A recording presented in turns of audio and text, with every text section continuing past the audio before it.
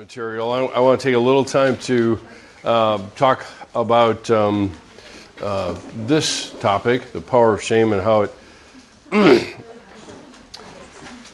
it works for us. The reality is you have to understand, and whatever we're talking about in psychology, is that if we do things because it works. That's always the case. We wouldn't be doing it if it doesn't. So I want to unpack a little bit of this, and then we will get into and pursue pretty much the rest of the semester. Now what? What are we pursuing rather than what we're trying to avoid, and taking time to do that. So some of the material you may have heard in other classes. I think we went over. Did we go over in control in this class? Did we? No, yes? No? Okay. Yeah, that's good to know. All right. We went over truth? Didn't go over that either. All right. Well, I don't know where I am anyway. So so I'm glad I got it planned that way. We'll look at that in just a minute. So let me pray, and then we'll jump in. Father, more than ever, we need your grace as we begin to look at what we want to pursue. We've already looked at the ways in which we protect ourselves from each other, even though we want that connection. And it's hard to look at it without sinking into just more shame. And I pray that your grace would be overwhelming and overabundant, so that we can hang on to that and at the same time look at some of the things we do that get in the way, and also give us an opportunity to make some changes as we go along the way from here on out to the end of the semester. So give us the endurance and strength we need. Everybody's running on fumes by this time, and just trying to get through to the end. Help us just to find the strength to finish as well as we can. In Jesus' name, amen. All right. So one of the things that I wanted to talk about to do this, and I'm not going to spend a lot of time on this because I'm trying to avoid being redundant with some of the other stuff we've already talked about. But when we talk about how it actually works for us, there are at least 3 strategies, and maybe all of the above. And they would fall under the category. I'm going to unpack each one of these, but something. I'm borrowing something from a theorist in psychodynamic thought, Karen Horney, and she talks about 3 basic positions or postures people take in terms of other people. And the more I got to thinking about that, the more I realized that actually, in a lot of ways, it is strategies for protection, and it's always guided by shame. It is not guided by grace, because grace drives us into vulnerability. It prompts us to test out, in a sense, those that are willing to be part of our lives and who we share with. So there are 3 different ones: moving away, moving toward, and moving against, and then all of the above. And the reality is we're, again, these are not groups of people. These are strategies I want to talk about. But the reality is, in a lot of cases, depending on the people we're around, will depend on what we typically do. So the first one here is moving away. And moving away is what I call isolating without the appearance of isolation. See, essentially, we find a way. The stained glass gives us an opportunity to create. Remember, we said stained glass creates a narrative. That's the beauty of it, is that it creates a narrative and also allows us to remain safe. Well, the question would be, what is the narrative? And the narrative in this case is the appearance of connection when in fact it's isolation. Because the minute I put anything between me and somebody else, I've already created a space away from people, which is the idea of moving away. So it creates the appearance of being available and close. We might even say an example of this would be talking about vulnerability rather than practicing vulnerability. And at the same time, it provides a means to move away behind, because I remain safe, because I can sit behind the stained glass and say, yeah, but if you knew me the way I know me, you wouldn't be saying that. Or that's just fundamentally not true. Or the other part of it is yeah, but, whatever the stem is that we want to put behind it. And those are all discounting statements. And so the beauty of it is that the stained glass remains the same. It allows the other person to think that we're right in there with them and we're available and we're listening and all that sort of stuff. But inner office kind of stuff is not really. So it actually is a means of moving farther away without creating the appearance of that. And remember, that's all the stained glass is for. I've had a few people mention to me, is there any way to avoid forming a stained glass? Well, probably no. As a matter of fact, no, because you have flawed, sinful parents just like yourself. Broken people pass on legacies. And last I checked, there really aren't any parents that aren't broken and aren't leaving legacies in a variety of ways. So kids have to make a choice. They have to make a choice about how they survive, how they absorb some of the messages that are coming their way, and what kind of conclusions they tend to make. Are they true? Well, we'll talk about that later, because at least from their perspective, at that point, it is. Whether you believe it's relevant or not is another matter, because a lot of times the truth we determine to be the stuff that makes us change or changes us or makes us make certain decisions is everything about perception. It's not whether it is objectively true, it's whether it's how I see it. So moving away is one opportunity. The other one is moving toward, and again, the stained glass in this case reflects what the others expect of us. So the design is explicitly designed to match the expectations and the demands of others. And that's, again, we learned this. So what does this fall into? Well, it falls into a lot of people-pleasing, and approval-seeking behavior. Because the beauty of the stained glass in a lot of ways, and again, the metaphor begins to break down because we are never static. We're always dynamic, and we always have this incredible capacity to have a stained glass that is also dynamic, that can change according to the demands of the situation we're in. So the stained glass now dynamically changes to meet the demands and expectations and everything of others, and then it really creates this invitation for somebody to come closer. Now, just remember, and this is kind of where this metaphor gains a lot of its power. I can get as close as I want to the stained glass, but I'm still separated by the person on the other side. So I'm still relatively safe if I'm the person on the other side. I'm inviting people to come closer and closer, but there's always a limit.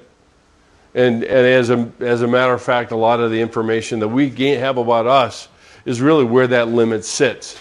Is that there are certain things about us that we say, no, you are not going to know that. And if you know that, then I am undone. So the reality is the person never really comes out from behind the stained glass in this case. They just continue in this kind of self-protection, other control kind of mode. Yes, Casey? Is that necessarily a bad thing, or could that be classified as boundaries? Well, it's whether or not we're talking about a window or a stained glass. Because if it's a window, then I can pull the shade, and I can do that, but I'm not creating an image. Because the window, somebody can see through and see me as I am. But if it's a stained glass, then generally there's always a separation. And in that sense, it's not healthy because they don't get to see me as I am. So there's like a separation with everybody in life, even the people that you do trust, or the people that you wouldn't necessarily have like boundaries with? Yeah, I mean, just not like protection area. Right. I mean, we'll push the metaphor until it completely breaks down. But I mean, to some degree, the glass, pure glass kind of thing, still has a gate in it. Let's go back to the boundaries idea. It still has a gate in it, and I can open that gate and let the person come through and be a part of my life that's inside of that.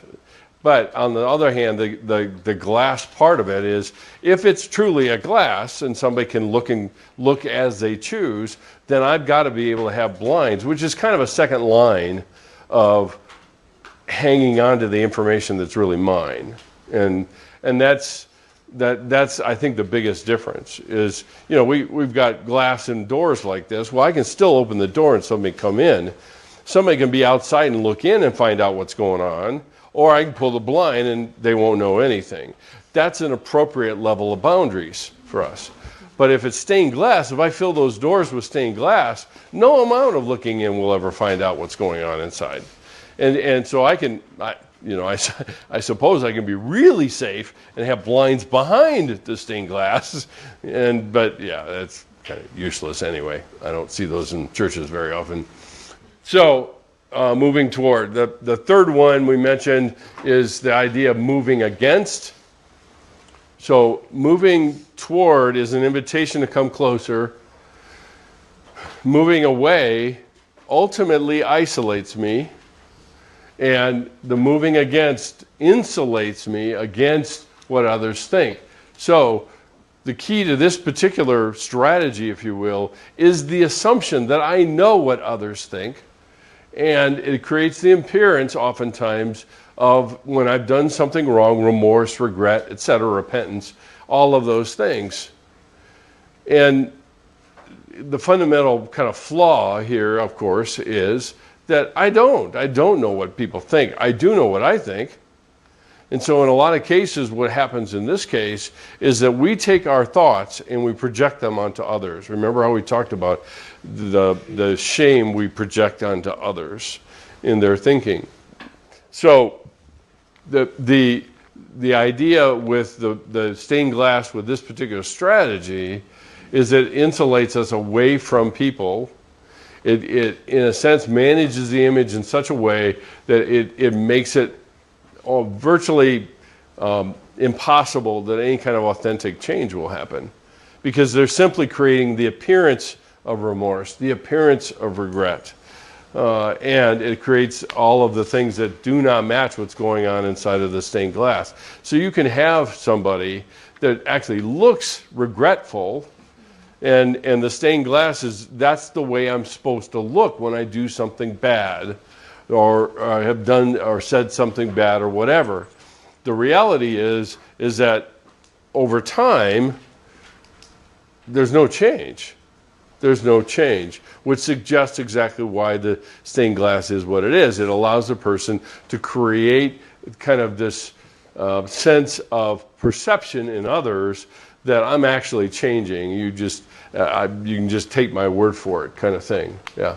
Do you think there's a certain aspect that people want to change, but like the shame isn't really helping? Like, yeah, I want to change and I want to be better, but I don't know how, so I just stay stuck because I'm using shame to try to change. Yeah, they certainly get stuck. I think the thing to keep in mind is shame holds everything together.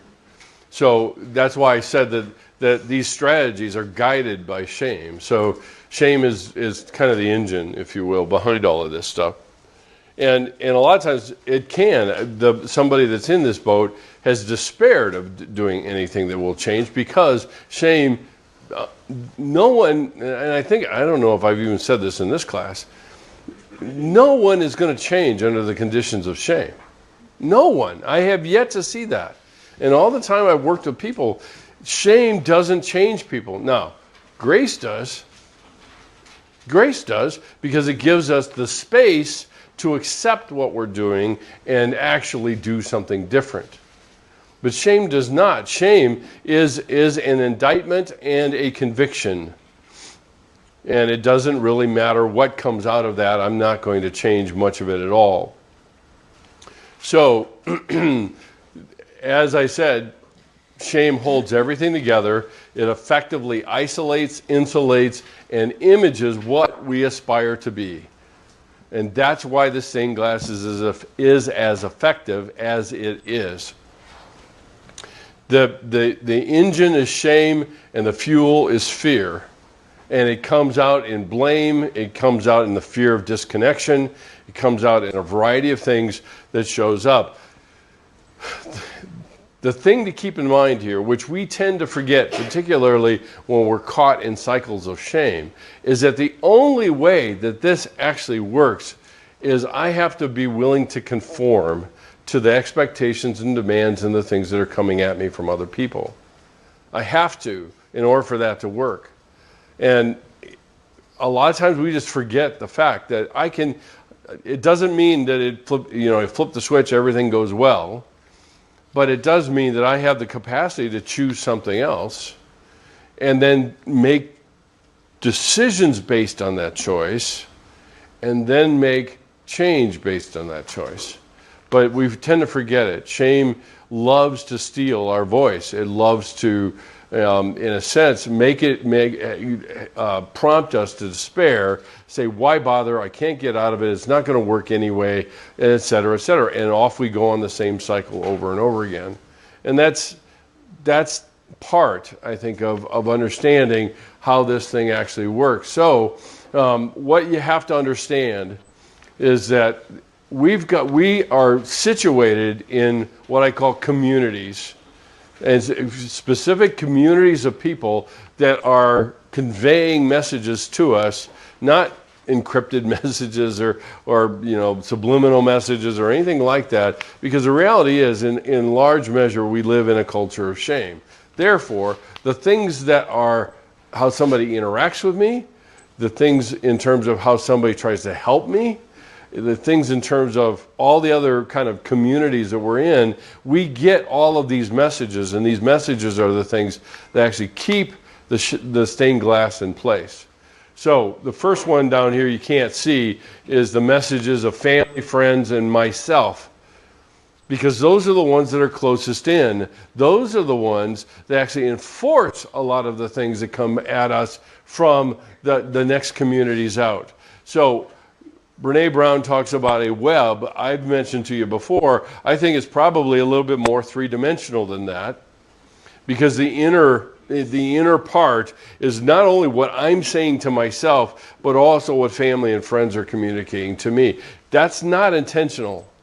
Okay, don't hear me wrong. I'm not saying that these people are trying to shame throw. I'm not saying that at all. But the reality is we reflect to each other the only thing we know rather than what we've learned. It takes a while for me to learn something enough for it to actually change of what I say to somebody else. You guys have already recognized how hard it is to notice, at least, the ways in which the words we use for shame, for example. And generally, somebody's intention is not to shame us, but it gets translated the minute it gets into us as shame. I've had a number of people in this class and the other one that said, how can I say something so somebody doesn't fall into shame? You can't. You can't. You can say it as gracious as you know how, giving them freedom, giving them choice, all of those things. But we don't take correction well. We don't take correction well. And the first place we tend to go when somebody says, hey, can I say something about our interaction yesterday? We're already well on our way down the shame hole. We really are. Because we're already assuming, oh boy, here it goes. I did something wrong. What did I do wrong now? That word gives it all away, right? Because I'm always doing something wrong. So it's just now versus other times. And then the minute somebody gives us a feedback, which is gracious, to say, look, how we interacted was really uncomfortable. And I felt, not you made me feel, which is a massive, whatever. I felt like I wasn't all that significant. And the person then says, I did it wrong again. And short step, therefore I am wrong. And how in the world do I change if I've already judged, jury, and executioner? I've already rendered the sentence. And that's, so I can give people all the feedback necessary. I'll tell you, from being a professor and being in a role that I'm in now that I'm getting accustomed to, I still don't entirely have this thing figured out. But giving you guys feedback, it's really hard for me to do that on some of your journals and stuff for one main reason, because I know a lot of you. And I know probably what hole it's going to take you down. Now, there are a few people that I'm aware of because of what I'm saying that I will say, don't let this take you down that hole. And everybody, I can just see what's going on the other end. It's like, oh, crap. Now what do? I can't go down there. What do I do now? But I think we can, as a community of people, we can learn how to encourage one another not to go there. You can't stop somebody from going there, because it's like the Roadrunner and Coyote. It's just an Acme rocket waiting to take off.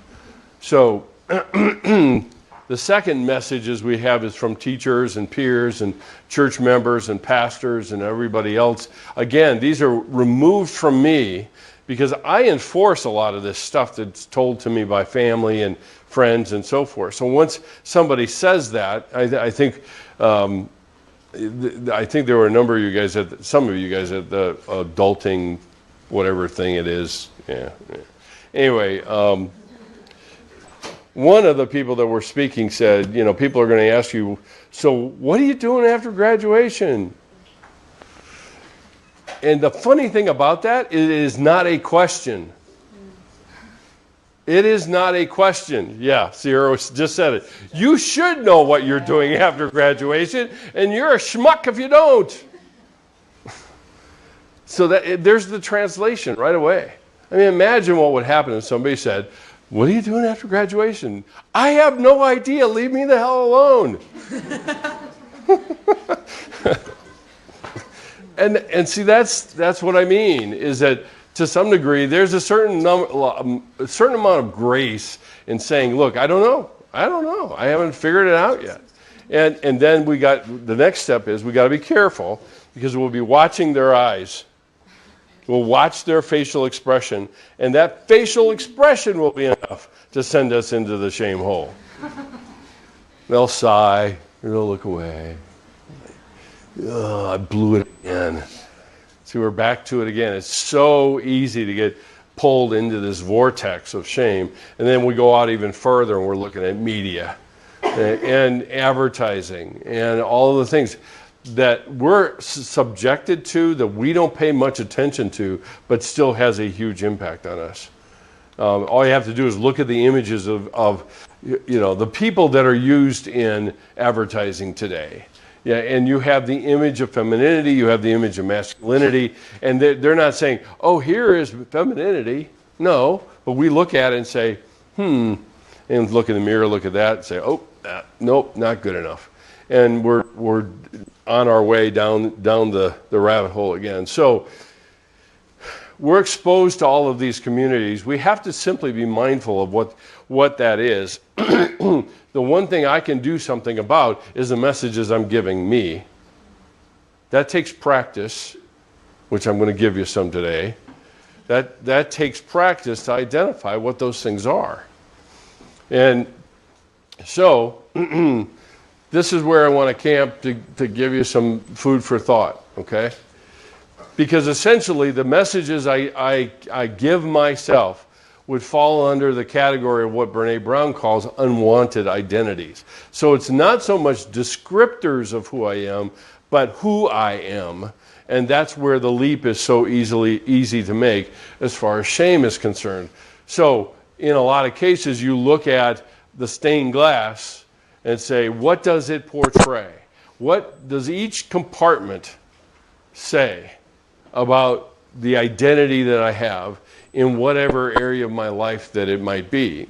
And so I've got a sheet for you to fill out. This is only for you, God, and whoever else to fill out. But I don't want to be seen as, I don't want people to think I'm I would die if people thought I was, or I couldn't stand someone thinking I'm, and fill in the blanks. It is a beginning to start to think through some of the identities we take on and simply just act out from that point forward and not think much about it at all, okay? So here is yours to do with as you see fit. Just send it on around. Now, the second thing that I have, and we'll keep moving here, but the second thing I have for you to kind of end this and I hope I've got enough. To end this kind of section and part of the class is something that I would like you to include in your project. Okay, the project at the end. I'm giving it to you now, so you have time to work on it, and you know, you may get ticked enough that you throw it away and have to get another one. I've got plenty where these come from, so you can't escape it. But what they are a stained glass. This is part of your project. I want you to take two of these. One is the outside, and the second one is the inside. Merry Christmas. Early or late. Yeah, Shelby? I have a question about the unwanted identity. Yeah. How long until we become used to it? How long? How long does it take? We have all these unwanted identities. Take two. We're, becoming this person, but how long does it take until that solidifies into becoming a part of us? It doesn't take very long. A lot of times it can be instantaneous. I mean, being around somebody who's really important and somebody says something, and that's enough to create an identity for me. So it really doesn't take any time at all for me to create these identities. There are others that are put into place, and then they're accumulated, they're added to. So the initial part of it is set up, and then the kind of refined part of it is further used. Okay. So hopefully I did 50. I was hoping I think I have enough. If I don't, I'll make some more available to everybody.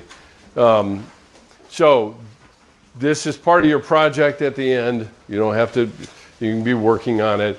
You can create it the way you see fit. Your creativity is all on you. It's not for me. It's for you.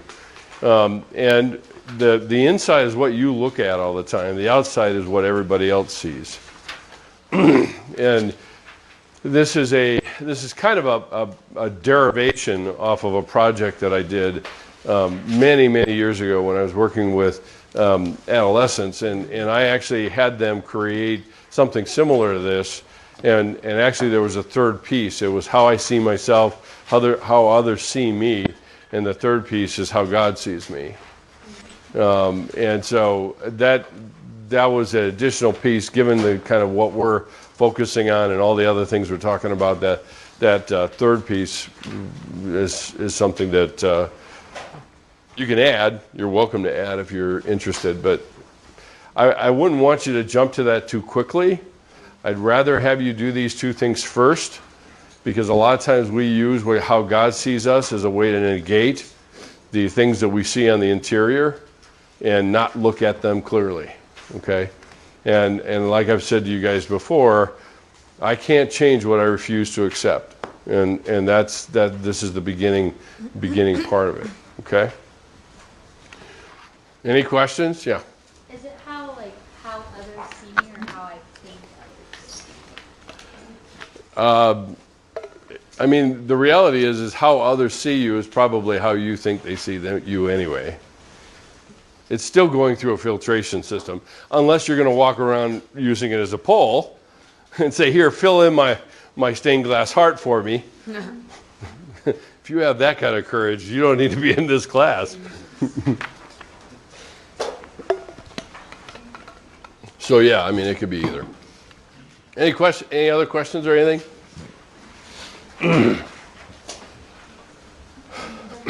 Yes. I'm a little bit curious how these strategies of protection were not working with our boundary problems. I think you probably are already guessing. In a lot of ways, the non-responsive is a moving away part of that strategy. The compliant is moving towards. The moving against, there probably isn't. Maybe the controllers probably are more in that category, the moving against. The aggressive controllers are ones that everybody sees. The manipulative ones don't know that somebody's moving against them. So Horn Eyes, those three strategies actually really probably capture a lot of what we do when you think about it, because how we interact with people is either moving toward or away or kind of holding them off, if you will. The challenge is the people that you're around that do both. It's like they do one of these, and that's a combination of the strategies. So it's kind of like a dance of like, I really want you, and so I'm shifting my boundaries for that, but I also don't want you to do something. Right. There's a moat guarded by alligators that they can't cross. Yeah. Yeah. Okay. Let's see.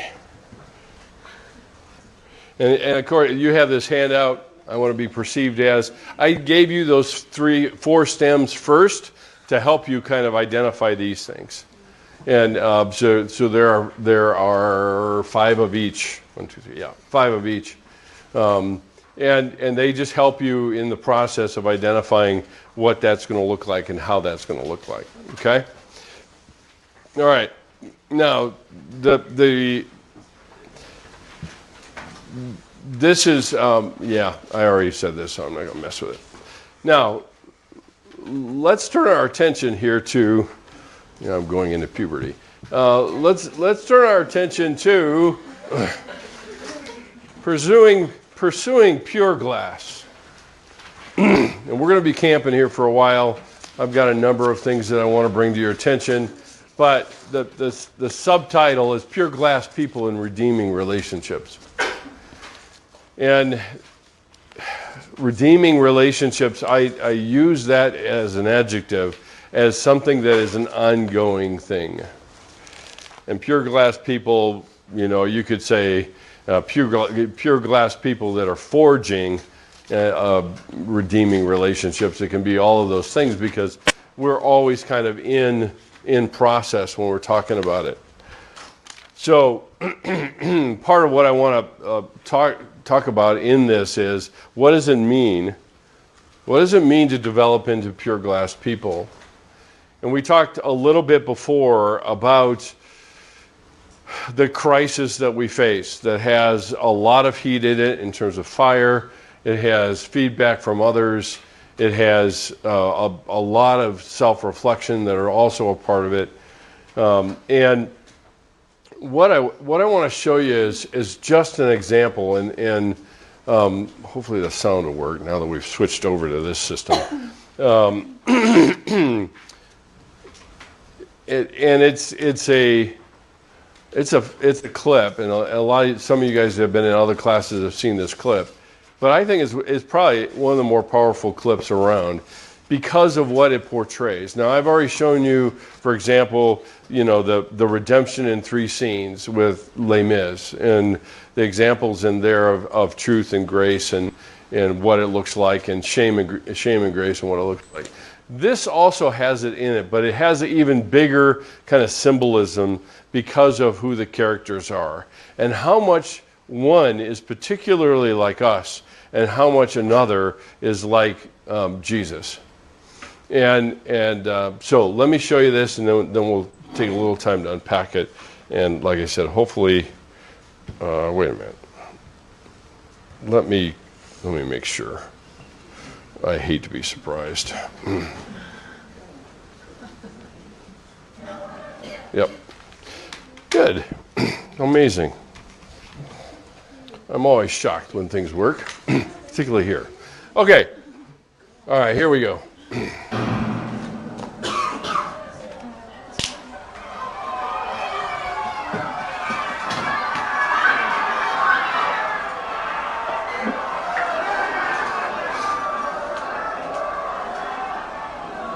Please, Jordan. Let them have me. God love you, William. So do I.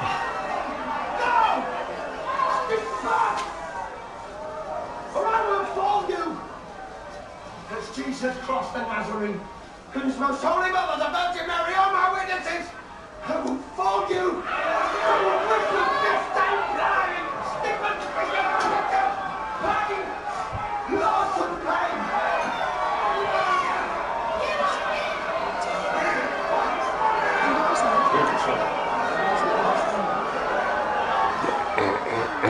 Listen to me!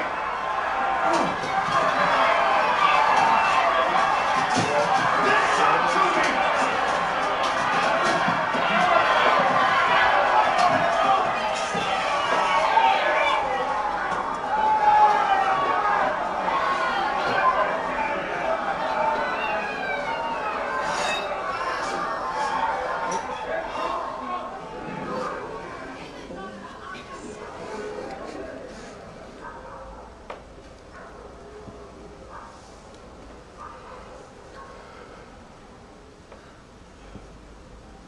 What a pair we make. Both trying to hide who we are. Both unable to do so.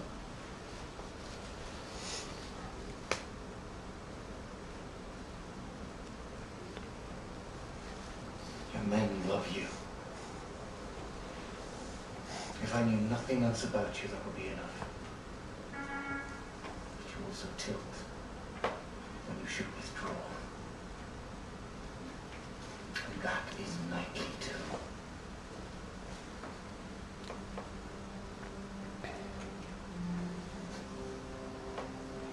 Release him.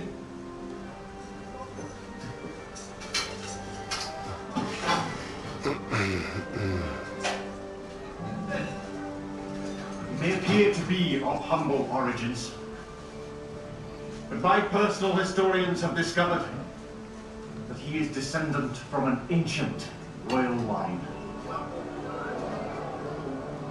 This is my word, and as such is beyond contestation.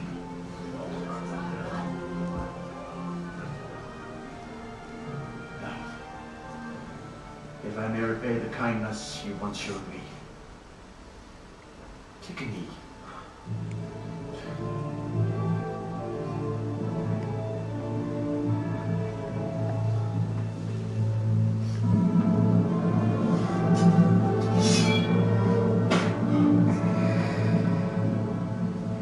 By the power vested in me by my father, King Edward, and by all the witnesses here, I dub thee Sir William.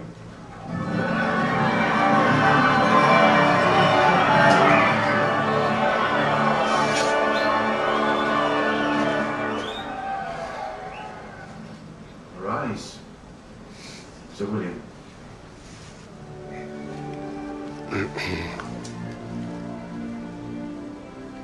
We joust. Is my tournament to finish? Now, are you fit to compete, or shall the forfeit stand? I'm fit.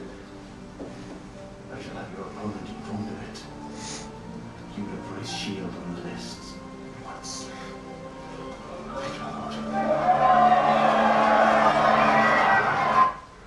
Now, this comes from the movie A Knight's Tale. And the backstory is that Will Thatcher, who Heath Ledger plays, is just a page. And the knight that he serves basically dies in a tilting accident. And he decides that he will take on his persona, the knight, and then go on to do all of the jousting and everything else. And he flies through all of the tournaments, winning them all. And sooner or later, he comes up against his enemy, his next contestant, who is also one of the best. But the difference is he's a soldier. He's a professional soldier. And he follows him because Will goes back to visit his father in the slums of London. and he follows him and finds out who he really is and reveals him and throws him in prison. And what happens here is an absolutely incredible act of redemption and grace.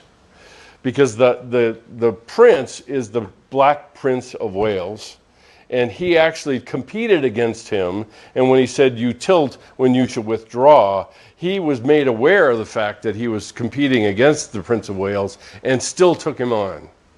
Okay? So here we are, and Will is exposed and subjected to public disgrace.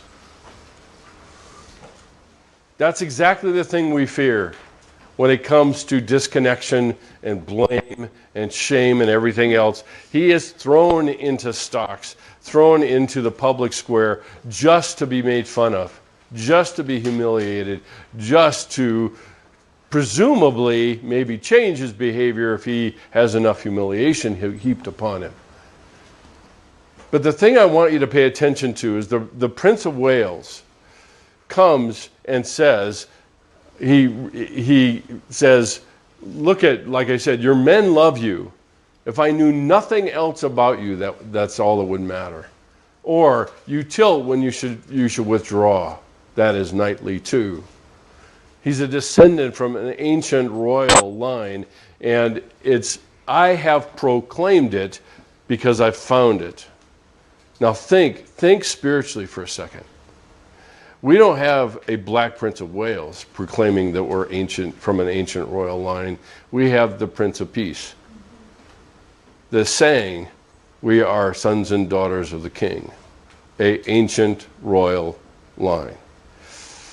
And he proclaims it. He states it. And the big exclamation point comes on Easter. So, he was given kindness and he repaid it in like kind. One of the interesting characteristics of grace is, one definition is to stoop to give one a gift, is the picture of grace. And that's what we have here. It's a remarkable scene. Hollywood stumbles onto truth every now and again and doesn't even know it.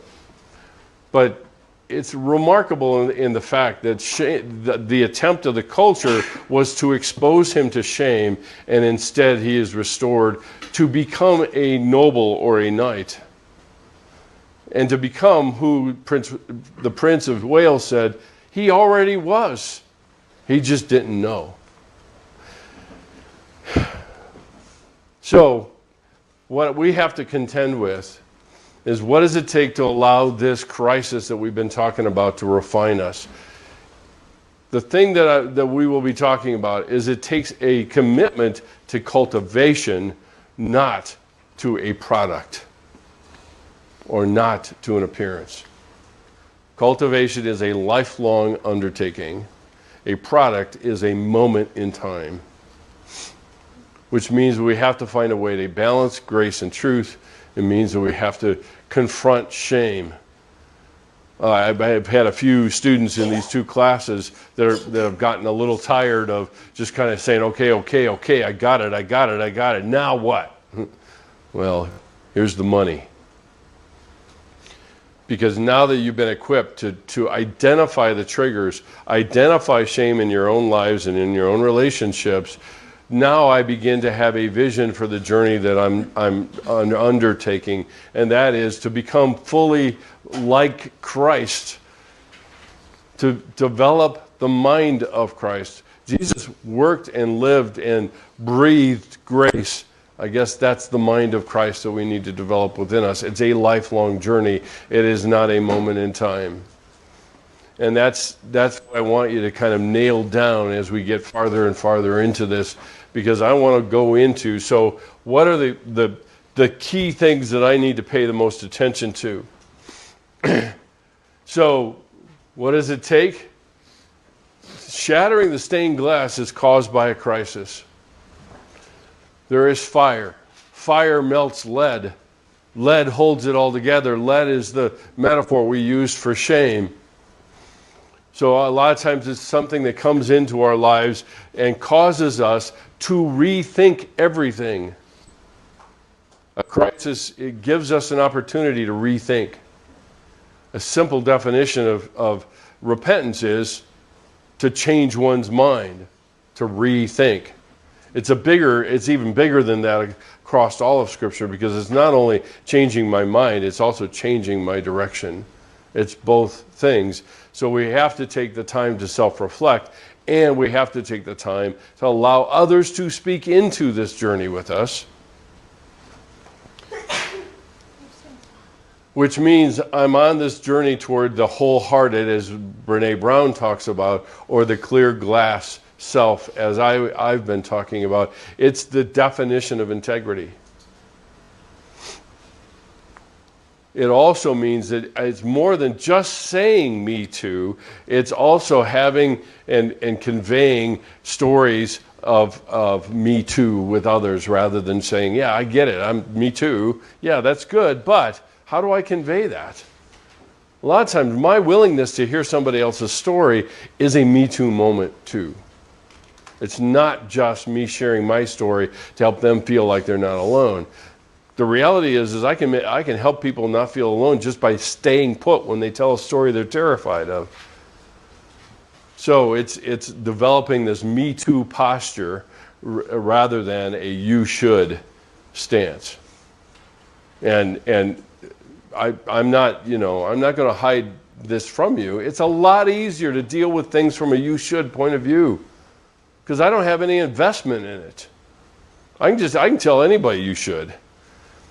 That's no skin off my nose. But if I'm start working from a me too perspective, and I'm willing to see their struggles, their feelings, their kind of confusions as something of what I have felt too, then I'm probably not going to run away, because I know what that feels like. And I also know what having somebody run away from me feels like too.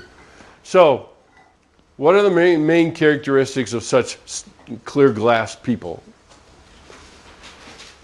And what I want you to be thinking about here is the idea that the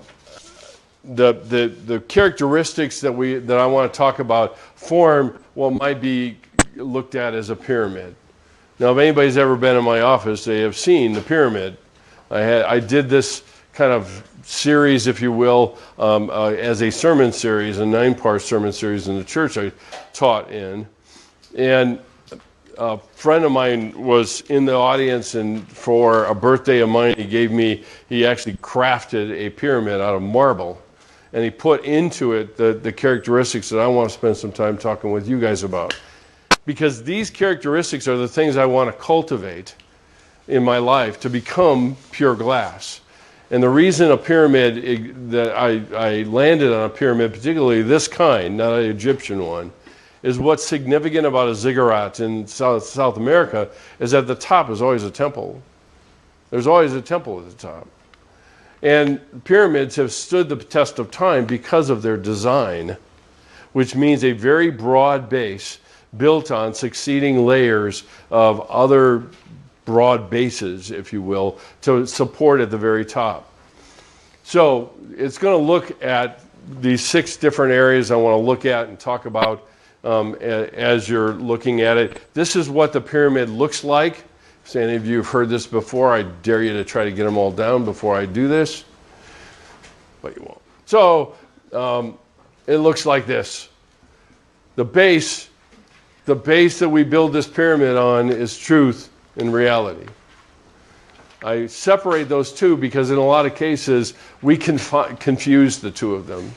So truth and reality, well, that's just true. Gravity, yes, is just true. I don't think anybody's going to debate that point, even though I tested it. So, truth. The second one is control. And what we do in our relationships and how we handle those relationships betray something about us in terms of what we do with control in our lives. The third one is boundaries. We've already spent some time talking about this. I've got another installment for you. You thought you were done. Sorry. The fourth one is forgiveness and reconciliation. The fifth level is conflict. And the final level is intimacy. It is not an accident that looking at a ziggurat the temple at the top represents an intimacy with God. It's an accessibility of God. And the thing that I want to begin to develop in you as you cultivate these characteristics in yourself is that all of these things cultivated together then result in what? Intimacy and vulnerability. And availability to people and to myself. So, where we start is with truth. And like I said, a lot of you guys have heard this before, but we've spent time developing the idea of a stained glass, and the question would be, what does truth have to do with it? Well, the reality is a stained glass is about a version of truth.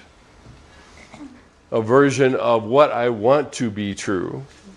And so I oftentimes like to talk about truth in different measures, in different contexts, if you will. And so to convey that, I've got another video I want you to see. Because again, when I see some of these things, they catch my attention because they convey a message that most of the time when you're watching them, you don't really see. But again, we've got a picture of someone trying to be something they're not. And that's exactly what the stained glass is meant to be for us.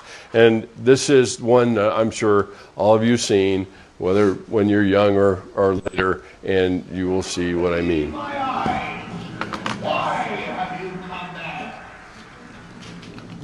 Please, sir, we've done what you told us. We brought you the broomstick of the wicked witch of the west. You liquidated her, eh? Then here is all. So we'd like you to keep your promise to us. Please, sir. Not so fast, not so fast. I'll have to give the matter a little thought. Go away and come back tomorrow. Tomorrow? Oh, but I want to go home now. You've had plenty of time already. Yeah. Do not arouse the wrath of the great and powerful God. I said come back tomorrow. If you are really great and powerful, you'll keep your promises. Do you presume to criticize the great Oz? You ungrateful creatures think yourselves lucky that I'm giving you audience tomorrow instead of 20 years from now. Oh, the great Oz has spoken. Oh, pay no attention to that man behind the curtain. The man Oz has spoken. Who are you? Oh, I am the great and powerful Wizard of Oz. You are? I don't believe you. No, I'm afraid it's true. There's no other wizard except me. You humbug! Yes, it's exactly so. I'm a humbug. Oh, you're a very bad man. Oh, no, my dear. I'm a very good man. I'm just a very bad wizard. What a remarkable statement. I'm a very good man. I'm just a very bad wizard. Pay no attention to the man behind the stained glass. It's remarkable, isn't it? That it's the smallest character on the set that reveals the Wizard of Oz. And he tries to continue to create this image of truth about who he is and how great he is. And suddenly, the pictures that are portrayed in these two clips are more alike than we thought. Because you have somebody who's created an image of who he is and actually got an entire city to believe it. So what we have to talk about is really two different kinds of truth. And I know some of you guys have heard this before, but the thing to keep in mind is I divide it up just purely out of convenience in an attempt actually to capture what our experience is. What our experience is just being human is. And big T truth is the one that I refer to. It includes doctrinal purity, it includes biblical principles, it includes systematic theology, it includes all of those things that we know about God and others, and it includes reality. The thing that's key about big T truth is it's universal and it applies to everyone in every case. And that's big T truth. There's a lot of our world that is built on big T truth. And listen, I'm not making this distinction to say one is better than another. I am not. I am saying the two together actually convey fully the life we live and how we understand life. But we need to be clear, and I'll show you why we need to be clear in just a second. So big T truth is the stuff of reality and what we are. The fundamental thing to keep in mind here is big T truth is universal. It applies to everybody, okay? The alternative to that, and again, you could say big T is universal, little t is unique. If we want to do alliteration and use, whatever, it's universal versus unique. I've often put little t truth, and I'll put this slide up, is a little t truth is experiential truth. Okay? So somebody can tell me what God thinks about me, that's big T truth, and then I can say, but that's not true. And we're talking about two different truths here. And little t truth is the reality of who you are, specifically you. Not universally man, not mankind, not any of that. It's unique to you. And it contains all of those feelings that are mentioned here. And all of those are unique to you. You feel and experience confusion different than the person sitting next to you. You feel disappointment and different than the person sitting next to you. And you can't possibly know their experience without listening for it. I can bridge to it because I've experienced something like them, but I can't know it. I really can't know it. So this is a experiential truth. It defines us. It allows us to be unique. It applies only to us. And this is the truth where guilt and shame reside. This is the truth where guilt and shame reside. Now, we've already defined it. Guilt is about our behavior. It's about the things that we do that we hold up against our values and say that I need to change that. But shame is about us and who we are. And this truth, this little t truth, is the very thing in which shame oftentimes resides. This is the place we have to start talking and paying attention to. Our tendency is when somebody talks to us and makes mention of what they believe to be true, if we answer with big T truth, we are saying something that we're absolutely not intending at all. And it actually is a shame message. You shouldn't feel that way. You should feel the other way, whatever that is. So when somebody feels something about themselves that is tinged with shame, and we say, well, that's not true. God, you're a daughter of God. You're a son of God. You need to embrace that. Then essentially what we're saying to them is reject the reality of who you are. Do this other thing and everything will be fine. So here's the punchline. I know you guys are packing up, but this is the punchline. Is that this is the way to understand it. Big T truth is the vertical. It anchors us. It helps us to understand the world because it gives us a reference point to that world. How God created it, how He created us, everything about it. The horizontal is the little t truth. And where life is lived, and I would go so far as to say where the abundant life is lived, is in the messy middle. Is the give and take, the push and pull of big T and little t truth, and living with the tension between those two. A lot of us, because we feel far more comfortable in big T truth, a lot of us live up here and we're talking to people down here and we're saying, yeah, come up here with me. And what we don't understand is when we say that, our intentions are not to tell somebody there's something fundamentally wrong with you, but that's what they hear. And the thing I have said, I'll say it again, is a poorly timed big T truth is experienced by the person that you're providing it to as a weapon. It's crushing, it's condemning, and it sends them off into more shame. So the challenge is how do I meet people here and walk with them to the intersection of big T and little t truth? Because that's the basis on which people experience grace. And that's how we experience life, really, the abundant life that Jesus was talking about. Okay? Okay, I'm done. You're done. See you next time.